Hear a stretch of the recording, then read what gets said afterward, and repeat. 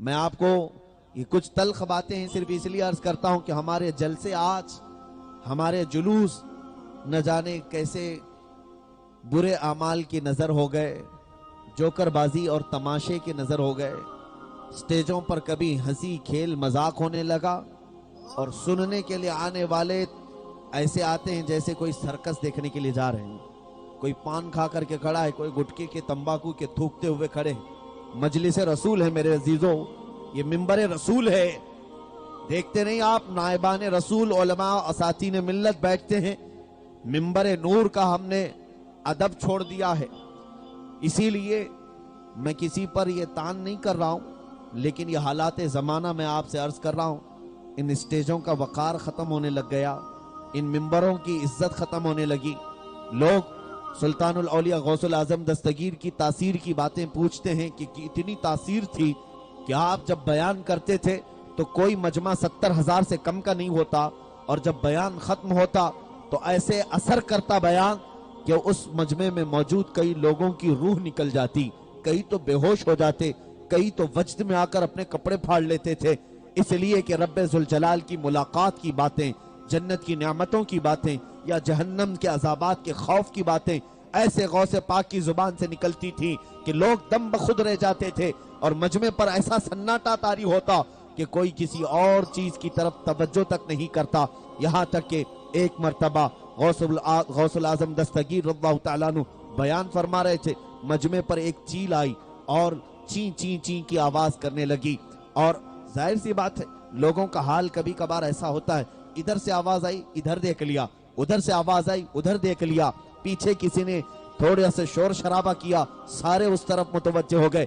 یہاں ممبر پر نائب رسول ہو، مقرر ہو، وہ بولتا رہ جائے لیکن لوگ اس آواز کی طرف دیکھتے ہیں۔ میرے عزیزو، یہ مجلس رسول کی بے ادبی ہے، مجلس رسول کی توہین ہے۔ صحابہ کرام رضوان اللہ علیہ مجمعین کے آداب یہ تھے، اللہ کے نبی صلی اللہ تعالیٰ علیہ وسلم جب بیان فرماتے ہیں ایسے بیٹھتے تھے کہ اگر ان کے اوپر سے رائی کے دانے اچھالے جاتے تو رائی کا دانہ زمین پر نہیں گرتا، ان کی گودوں میں گر جاتا۔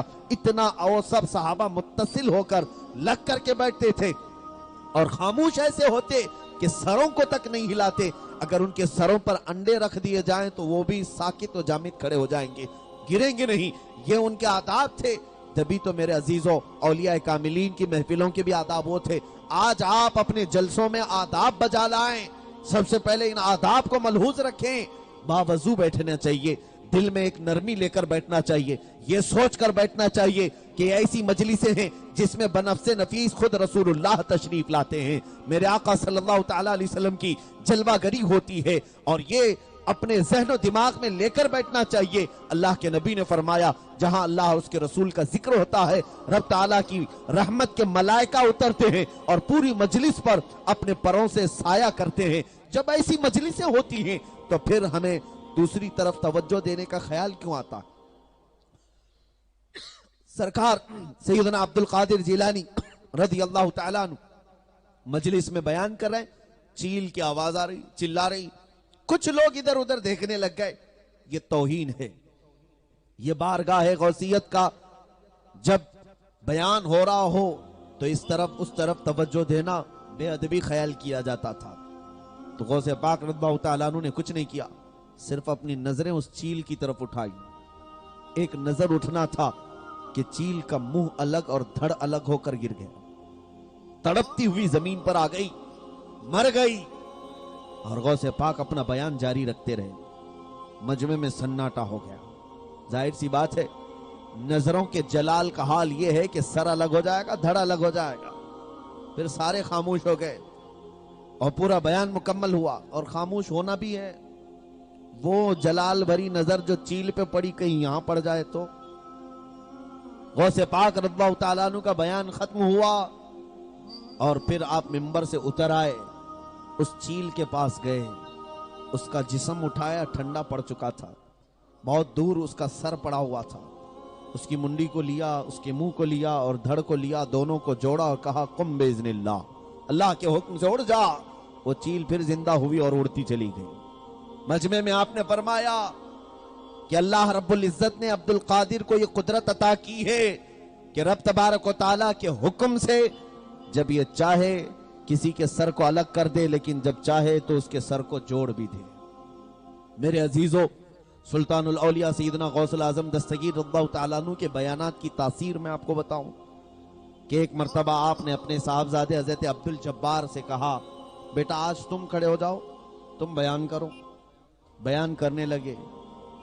घंटा गुजर गया, 1.5 घंटे गुजर गए, लोगों पर खामोशी तारी थी। मजमा वैसे का वैसा था।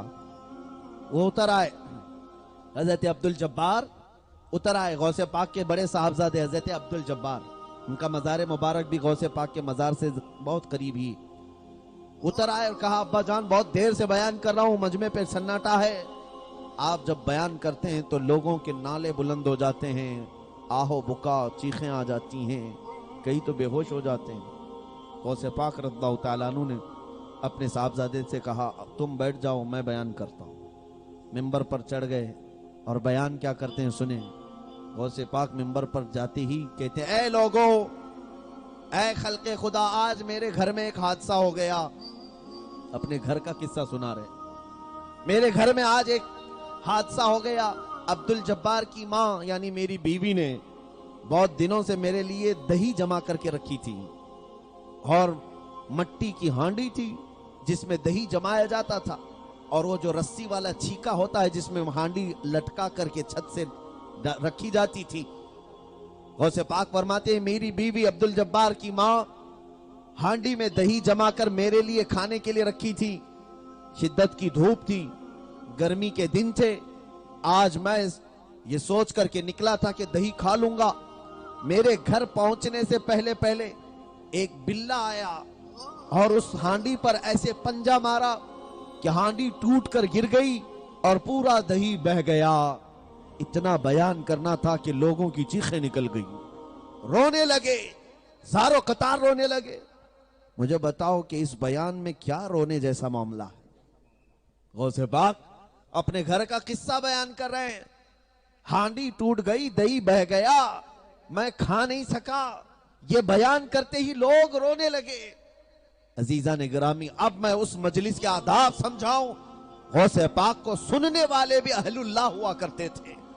उनके अंदर इल्म इतना आ चुका था उनके बयानात से, वो समझ गए कि सुल्तानुल औलिया सैयदना अब्दुल कादिर जीलानी अपने घर का किस्सा नहीं बयान कर रहे हैं, बल्कि ये हमारी जिंदगी को बयान कर रहे हैं।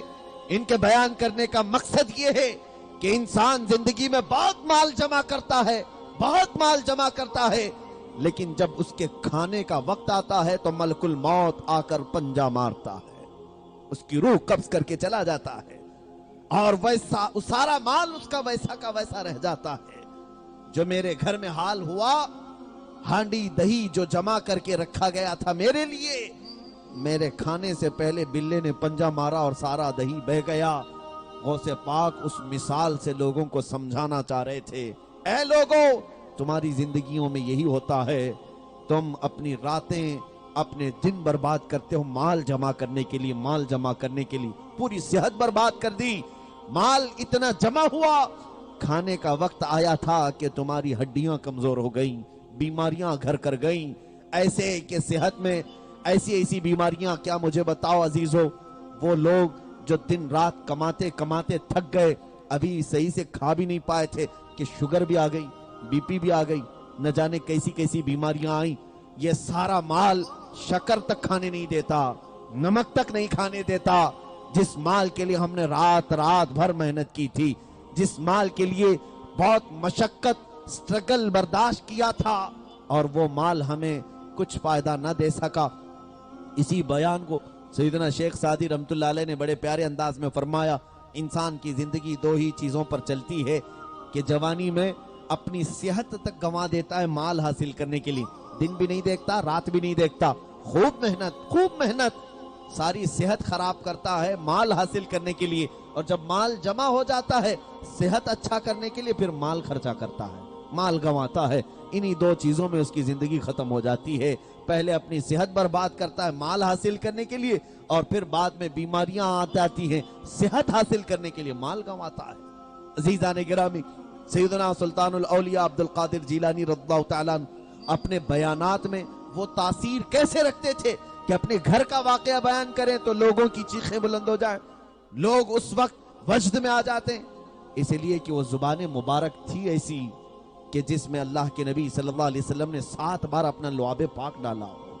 مولا علی شیر خدا رضی اللہ تعالیٰ عنہ نے 6 مرتبہ اپنا لعاب پاک ڈالا ہو، تو پھر ظاہر سی بات ہے وہ زبان میں تاثیر نہ ہو تو اور کیا ہوگی۔ وہ کمال کا اثر رکھتی تھی، جو بولتے تھے وہ ہو جاتا تھا۔ عزیز